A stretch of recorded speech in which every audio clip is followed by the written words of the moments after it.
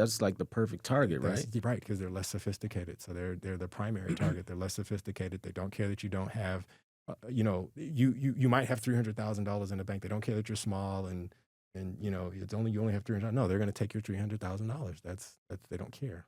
Welcome to the EMP Podcast, where hustle meets strategy, hosted by JP and PJ. PJ, introduce our special guest today. All right, so we have, what the hell? So we have a guest, we have Damian.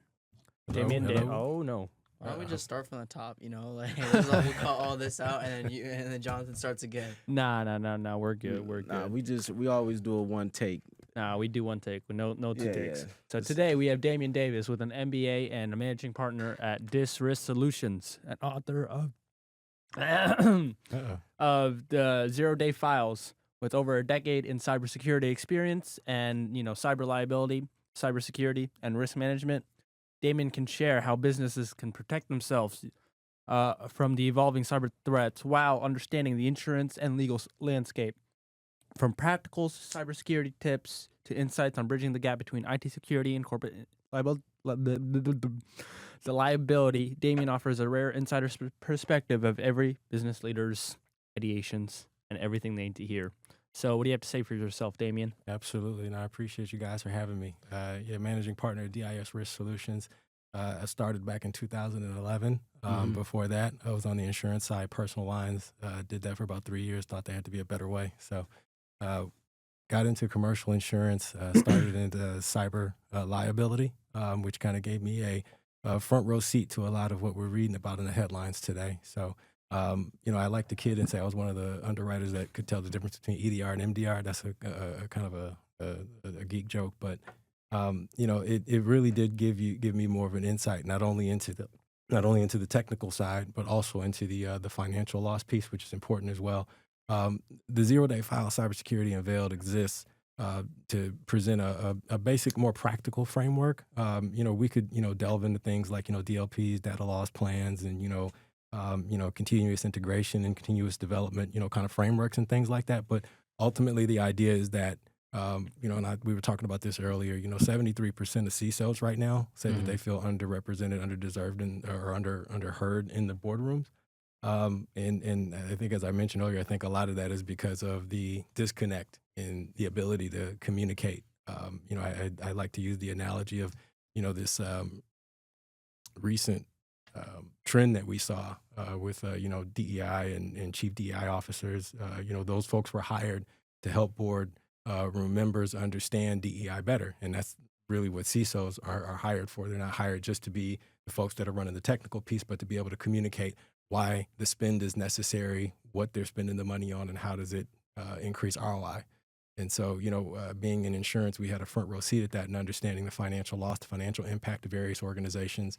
It didn't really matter the size of the organization. It could be $1 billion organization. It could be a $500,000 organization. The limit loss could still be the same.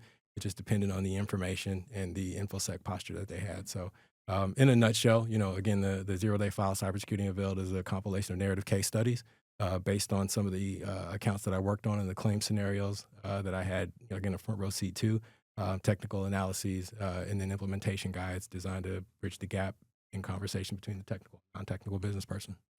All right, thank you for that. We have another guest here as well. This is Hey, my what's up? cousin, Anish. He's my CTO at Paddle Dice. It's one of our companies that we run together. It's a sports and social community hub for the new sport paddle, but eventually expanded to all racket sports. Would you like to introduce yourself? Yeah. My name is Anish. I am PJ's cousin, and I am a student at Virginia Tech. I am also his CTO and solo dev for Paddle Dice. All right, so Damian, we're going into the veil of cybersecurity. Oh, that's really nice. But how do you see the rise of AI to the harm of cyber attacks during the liability on the cyber process? Because there's no current rule sets on how AI functions against cybersecurity. So what's your take on, the policies that should be implemented within the next 5 to 10 years? Yeah. So, for those who know, the MITRE framework has kind of, been broken down. That was primarily kind of what the guidance that we had in terms of how AI was to be implemented. It was completely federally subsidized, so that program has gone away. So since then, folks are kind of scrambling right now to develop, some sort of guidance and understanding. I think, for what's been developed, it's been good. If you think about a few years back, when Facebook was kind of first playing with it, right, and they had the computers talking to each other, and they were speaking in what we now know as gibberlink. But it was a language that we didn't understand. We understand it, we can translate it now, but we didn't know it back then. So the computers start talking, and they just pulled the plug. And I always like to think about I forget the movie now, but it's they just came out with a sequel. But they uploaded the AI software into the little doll, and the doll kind of started went rogue. Was that like that Megan Megan, Dow yeah, or something like that? It was But- Megan. Oh, I Yep. remember now. Yeah. And so You now know they what got we're a talking Megan about? No idea. I was just thinking Oh. about Ultron, but like, okay. too. That's another one. That's a part of it. Yeah, I'll tell you, my favorite is actually it's a movie called Machines of Man, which is like Terminator on steroids. Oh, wow. It's not like the computer generated stuff flying around, but actually a scenario where they the United States government created death machines, airlifted them and then parachuted them down into a village that they wanted to test it on, where basically they were there to kill everybody. One of the androids, their mother brain came out, and then it began to start to think for itself. In other words, it became sentient. Oh, And so goodness. that's really what we're looking at right now is when it gets to a point to where when you look at AI software that's developed to handle like threat level 1, level 2 threats and like security operations centers. They're not sentient, right? They can't think for themselves. They can't update themselves, right? They can't, develop. They don't have a conscience. They run through a playbook, and that's it. And we've had that for years, right? Basic endpoint detection and response software was based on running through prompts, and then after so many prompts, it just said, "Oh, I guess you're okay. You've been messing with me for a while, so I'll let you in." And if there's nobody there to field the notifications or to answer the prompts, then bad actors get into get into your network, and that's the end of the show. You may as well get your checkbook out. So.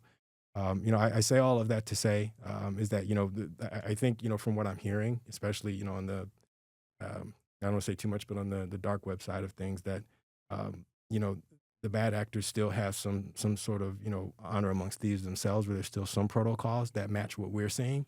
But when it's all said and done, it's not to say that somebody doesn't have their finger on the button. My Yeah. goodness. Oh no.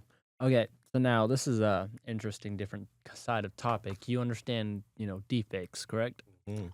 So, now on the uprising of AI, the increased attraction to using deepfakes to, use phishing and, social engineering scams to, call out, using such deepfakes, saying, I've heard a few, horror stories on TikTok that like, my grandmother got called saying, I was dead or I was being kidnapped or, things like that. And, they actually paid them because they thought it was Right. actually their grandson or their granddaughter. Yeah. What kind of like liabilities? Now, obviously it's going to happen whether we want it to or not, but what liabilities or policies or anything that we could do should be put into place to, protect things like that? I know they came out with a law recently, but, what are your thoughts on things like that? I'll be honest. My position on lawmakers and legislation, and this might get me in trouble, but you can change. You can. I always say you can. You can't change the way you can change the way people think through legislation, but you can't govern their actions.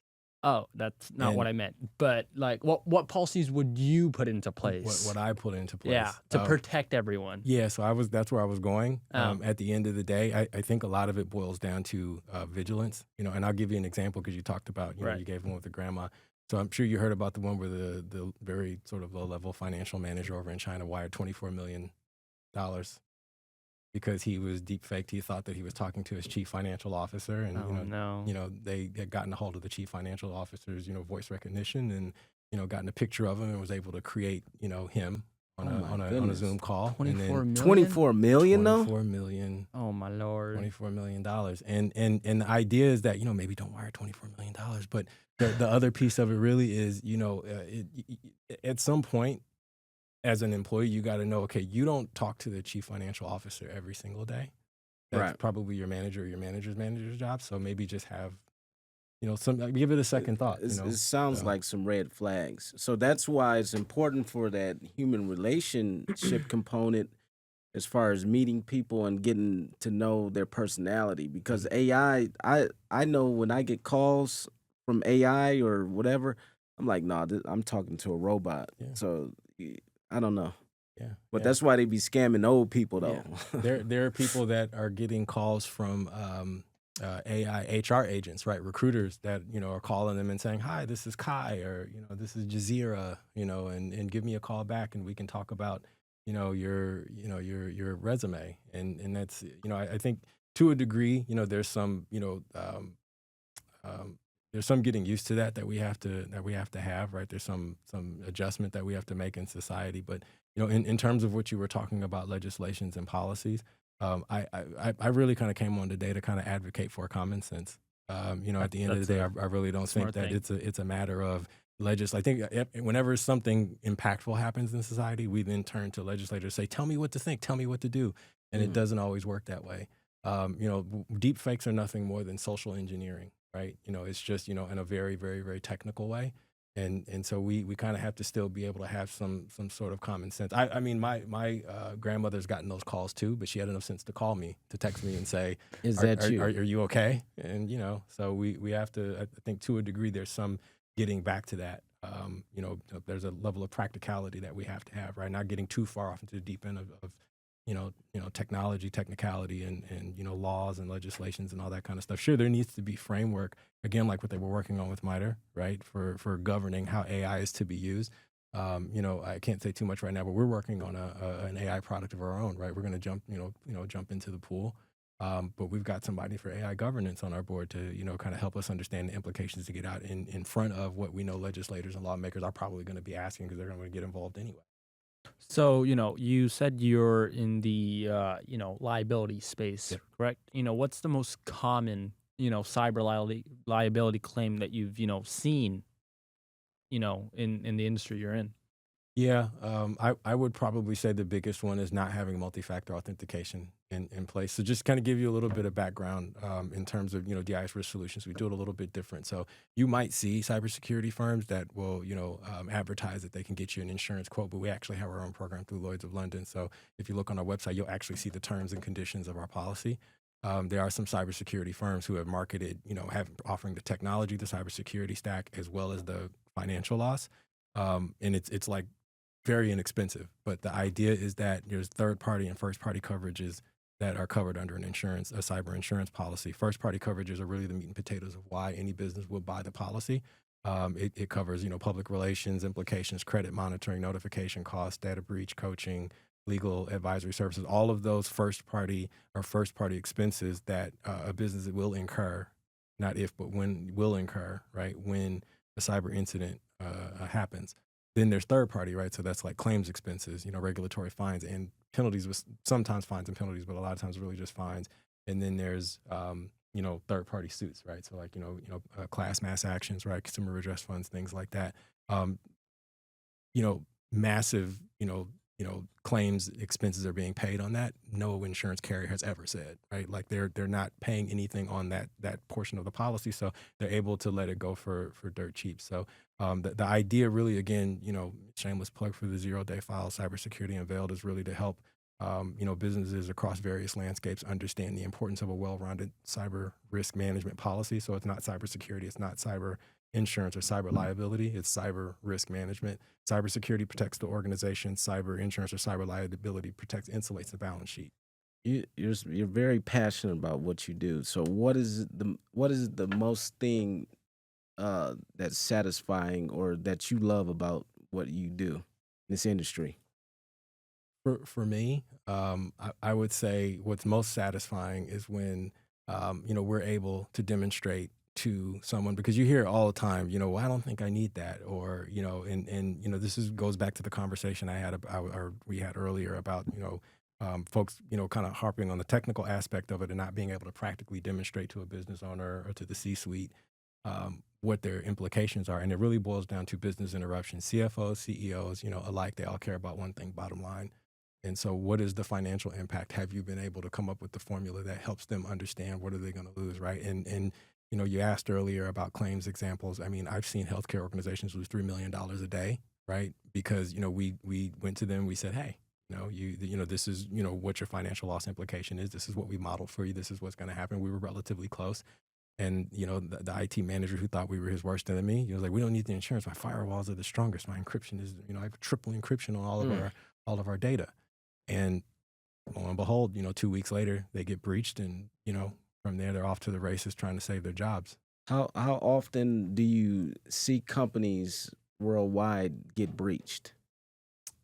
Pretty often. We're reading about it every day in the headlines. You know, one of the things that I try to touch on in the book is really to help, particularly as respects to the narrative case studies, to help the non-technical business person and just really non-technical folks in general understand what goes into a breach. And I'll give you an example. We read about nation-state attacks.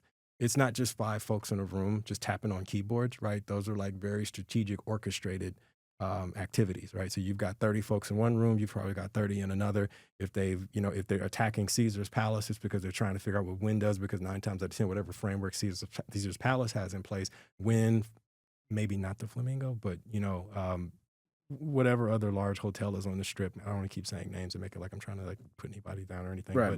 You know, it's the idea is to learn, to pivot, get into the system, move vertically, right, and be able to exfiltrate data and leverage that for, you know, financial remuneration. So, you know, ultimately, I mean, it's just, you know, from healthcare to financial, the financial institutions, right? You know, those are 2 of the more regulated industries.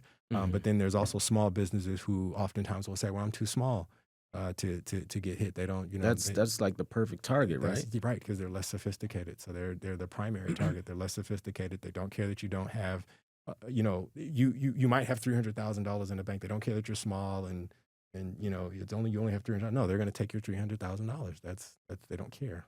So, you know, do you have anything to protect, or like, does your firm do for small businesses? Yeah. So we do offer what's called full stack management, right? So that's the multi-factor authentication, endpoint detection and response, managed detection and response, EDR, MDR. You know, we'll set up the cloud backups, and then we'll back up the cloud backups as well, patch management, and then email security. We could get off into like zero trust authentication. That's more of a marketing term. It's really known as deperimeterization. We could do things like distributed data management, you know, pen testing, you know, data forensics, things like that. But just on a very, very basic level, you know, those first 5 things, or maybe 6 or what I listed are really what, 1, insurance carriers are really looking for to make sure, okay, this is what you have. And 2, what, you know, essentially protect, you know, any given organization. And so we always advocate for, you know, from small to large, you know, those businesses at least having that baseline sort of framework in place. So when you say small to large, go more in depth on that as far as the company size. Yeah. So, I mean, like we said, you know, the cyber incident affects everybody, you know, in terms of for our target, you know, we like to know that they have some kind of budget in place. And we find that, you know, companies from maybe 3 to 5 million in revenue and up are ones that are starting to budget for it. But below that, there's a lot of education that's involved. We try to help business owners alike. Again, you know, if we're talking 3 million and under in revenue, we really, you know, spend a lot of time educating, providing materials out there. You know, look at our LinkedIn, you see a lot of Is that your ideal client? Like, who's your ideal client that you would want? Yeah. So I like, again, going back to probably 5 million and up in revenue are who we like to talk to, just in terms of, you know, understanding, you know, kind of what their budget might be, because one of the benchmarks that we use in the industry is, you know, at least allocate 10% of your budget, right? So you think about a $5 million company, math is right, there's $500,000 they have. That, you know, that's not bad to get them started, right? And, you know, put that baseline configuration that we talked about in place. Some folks like to really focus on users, but if they've got the budget, I mean, users really don't matter. Whether you have 30 users, whether you have 5 users, you're still susceptible to a breach. So, you know, whether you use the full 500 or not, that's still something that we want, you know, to be able to have there just in case we need to, you know, build out the framework a little bit more. So this how? Go ahead. No, okay. I think you and me and him have the same question. Yeah. So how often is a small business like likely to get hit with a cyber attack?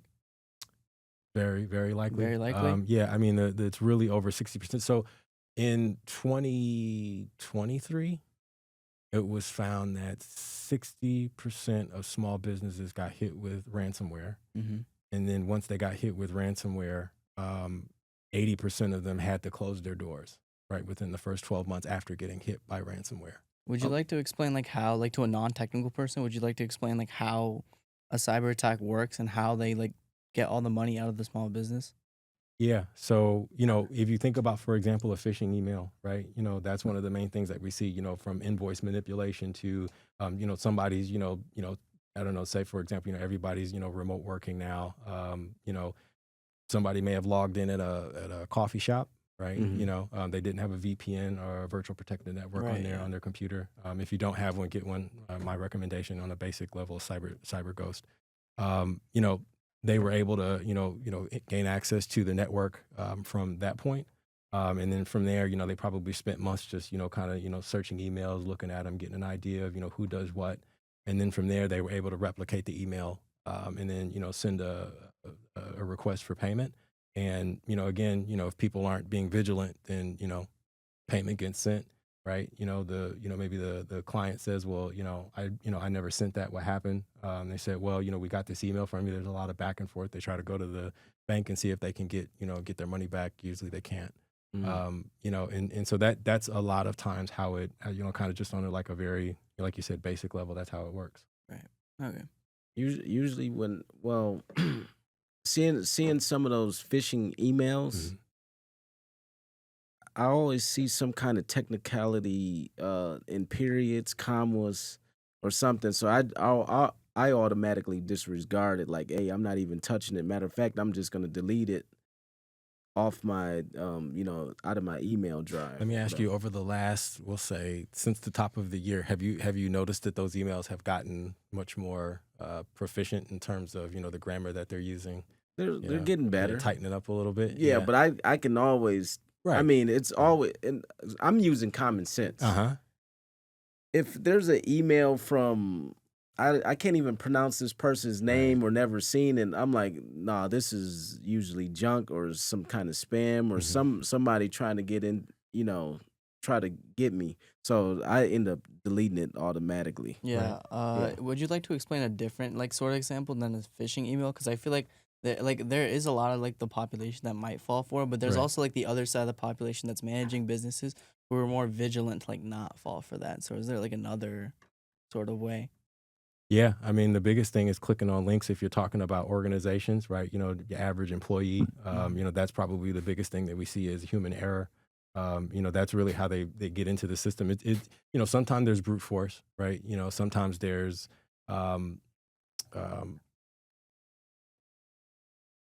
sometimes there's somebody that say that was doing pen testing and they were on site and maybe, for example, a vendor, maybe already had a compromise. I mean, if you look back at the 2013 Target breach, that's what happened, right? That was a third-party vendor who had their access credentials compromised. That was in 2013 That or was in 2023? That was in Which one? 2013. Okay, 2013. Okay. Yeah. So, that was one of the things that, we talk about now. We handle third-party vendor management as well. And so then that's ultimately, when credentials are compromised, that's one of the access points that they use as well. Like I said, employees clicking on a link that, to an email that we talked about that might be a access point as well. Somebody, like I said, gaining physical access, just happen to, at a coffee shop or whatever, like I said, gaining access to, somebody's, machine through, their network through somebody else's machine that way, Right. So on the side of, small businesses, how does your book help them understand the basics of cybersecurity and get them into, setting aside something for them? Right. Give me one sec. Because now you got me thinking, man, was it 2013? I looked at it the other day. Oh, as no. far as checking, fact checking. Yeah, I gotta fact check myself now. Nah, it's probably 2013. It's probably right. I just heard you. We were talking about 2023. How many breaches happen between small businesses and large businesses. So that's why I didn't know if that's why I referenced that year 2023. Yeah. I can't, because actually now that I look at it, because we ran through a roadmap back in 2021, and I think social engineering was the phenomenon of 2013. So it might have been 2003. So 2003 then. Yeah. Even even farther back. Man, this industry is constantly evolving. Right. So how do you keep up with being smarter than the people on the back end that's trying to, breach these companies and break in and, steal money? How do you stay sharp? How do you stay in front of, these bad guys? Yeah. There are a lot of companies that do things like dark web scams or Right. scans, kind of understanding bad actor behavior. That was one of the things that, like I said, when we talk about, a cyber incident that we did have a front row seat at was, kind of understanding how bad actors negotiate their ransoms, what they're asking for, at what point we could, the claims folks could help negotiate the ransom down.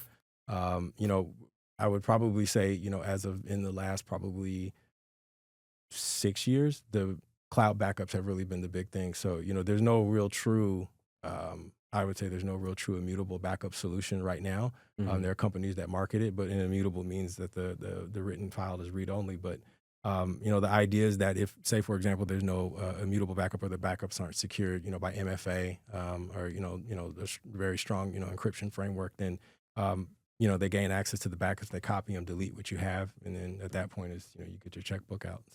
What would you say to your ideal client that may be on the fence about possibly reading your book or even Implementing your firm for cybersecurity. yeah Yeah. onboarding your firm for cybersecurity, like you said, yeah. Right. Yeah. So what would you tell that ideal client? Right. Yeah. I mean, you mean the prospect is it? Yeah, that prospect. Okay. Yeah. Okay. Yeah. I mean, at the end of the day, a lot of it, when we walk into a meeting, it's really about, and this is what the book serves, is giving them examples, because that's what a lot of sales folks, when they walk into organizations, struggle for. Marketing folks, they struggle with having, being able to provide examples of how, it may impact somebody else's business. So usually when we've walked into a meeting, we've already determined, had an idea, been able to, kind of forecast what their, just based on basic information we found, the business profile, Mhm. what their business interruption implications are. So, usually when they're on the fence, that's what we talk about is, what their financial loss is, and how, again, that well-rounded approach, benefits being able to defend against that. And where can people find your information and get a hold of you for the cybersecurity? Yeah, absolutely. So you can find me on LinkedIn. I'm most active there, Damian Davis, MBA. You can also check us out at www.disrisksolutions.com. And you can pick up the book 0 Day Files either on our website or on Amazon as well. And then, as I was telling PJ earlier, we also have the YouTube channel where we have an adaptive video series for the book as well. So first episode is already there. We've got 11 more coming. And so that's what project you're working on right now for people to start following you and seeing what you're up to.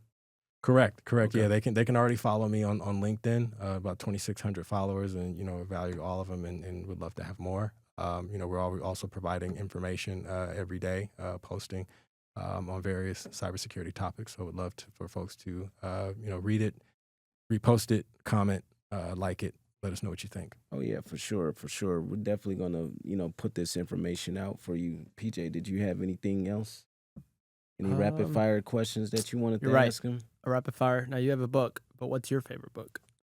My favorite book, my book was inspired by a book called Trust, written by one attorney, Dominic Lipzig. I was blessed to actually, I emailed her, asked her if she would review it. She actually responded and said that if she had time later on this year, that she would raise her hand to review it.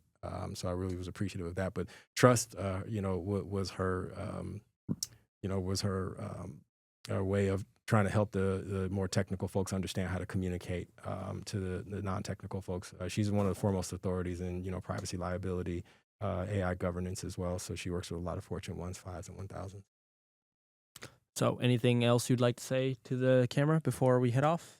Yeah, no, I would just, say everybody out there, enjoy your weekend as we move into the holidays because the year is moving fast. That's when the bad actors like to strike most because everybody's, looking to go on holiday. They're away from their desks. So stay vigilant, protect, preserve, prevail. Thank you. Well, appreciate that time on the EMP podcast. Until next time.